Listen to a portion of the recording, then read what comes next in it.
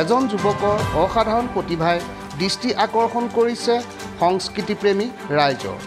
যোৰহাট জিলাৰ তামুলীচিঙা দুলীয়া গাঁৱৰ দীপাংকৰ গগৈয়ে মুখাশিল্পৰ জৰিয়তে নিজৰ অনন্য প্ৰতিভাৰ পৰিচয় দিবলৈ সক্ষম হৈছে। সৰুৰে পৰা নিজে কিবা এটা কৰাৰ মানসেৰে ছবি অঁকাৰ লগতে বিভিন্ন মুখা তৈয়াৰ কৰি মহাপুৰুষীয়া কৃষ্টিৰ অনবদ্য সৃষ্টি মুখাশিল্পৰ সৈতে জড়িত হৈ পৰা যুৱকজনে বৰ্তমান মুখাশিল্পকে নিজৰ জীৱন জীৱিকাৰ উৎস হিচাপে বাছি লৈছে। বাঁহ, বেত, কাপোৰ, কাগজ আদিৰে বিভিন্ন সময়ত ৰাস, ভাওনা আদিত প্ৰয়োজনীয় মুখা তৈয়াৰ কৰাৰ সমান্তৰালভাৱে চিমেণ্ট, বালিৰেও বিভিন্ন মুখা প্ৰস্তুত কৰি উলিয়াইছে উদীয়মান শিল্পী দীপাংকৰ গগৈয়ে। উল্লেখ্য যে দীপাংকৰে নিজ হাতেৰে তৈয়াৰ কৰা মুখাসমূহ নিজে পিন্ধি ৰাইজৰ আগত প্ৰদৰ্শন কৰি নিজৰ মুখাশিল্পৰ ব্যতিক্ৰমী ধৰণে প্ৰচাৰ চলোৱাও পৰিলক্ষিত হয়। নীলকণ্ঠ শিল্প উদ্যোগ নামেৰে মুখাশিল্পৰ এক ক্ষুদ্ৰ উদ্যোগ নিজ গৃহতে স্থাপন কৰা দীপাংকৰে ইতিমধ্যে অসমৰ উপৰিও ভাৰতৰ বিভিন্ন ঠাইত মুখাশিল্প প্ৰদৰ্শন কৰাৰ লগতে ৰূপসজ্জাৰ শিল্পী হিচাপেও নিজৰ পৰিচয় দাঙি ধৰিবলৈ সক্ষম হৈছে।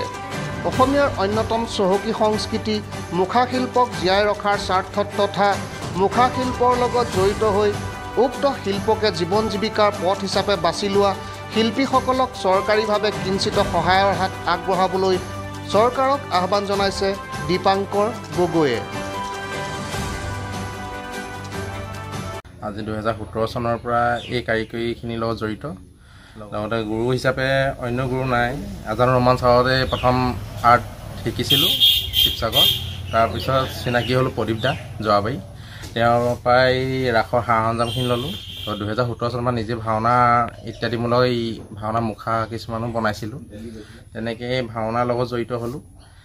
কাৰিকৰী বিদ্যাখিনি আছে কাৰণে এনেকৈ চলি আছোঁ আৰু।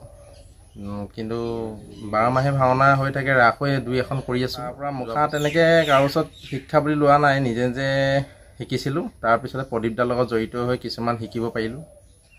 তেনেকৈ কিহে বনোৱা হয়?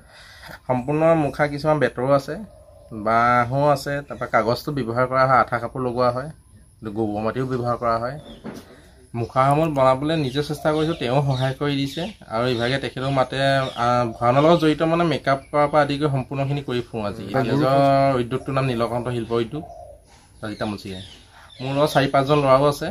আৰু তেনেকৈ দিল্লীলৈও গৈছিলোঁ মেকআপৰ কাৰণে, আপোনাৰ NSDত তাতো মেকআপ কৰি আহিছোঁগৈ।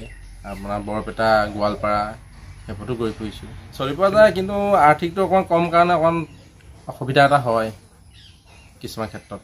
চৰকাৰে যে আমাক যদি সেইখন সহায় আগবঢ়ায় তেতিয়া আমিও আগবাঢ়িব পাৰিম আৰু এই আমাৰ সংস্কৃতিটো বিশ্ব দৰবাৰলৈ লৈ যাব পাৰিম। তেওঁলোকক সেইটোৱে আহ্বান কৰিছোঁ।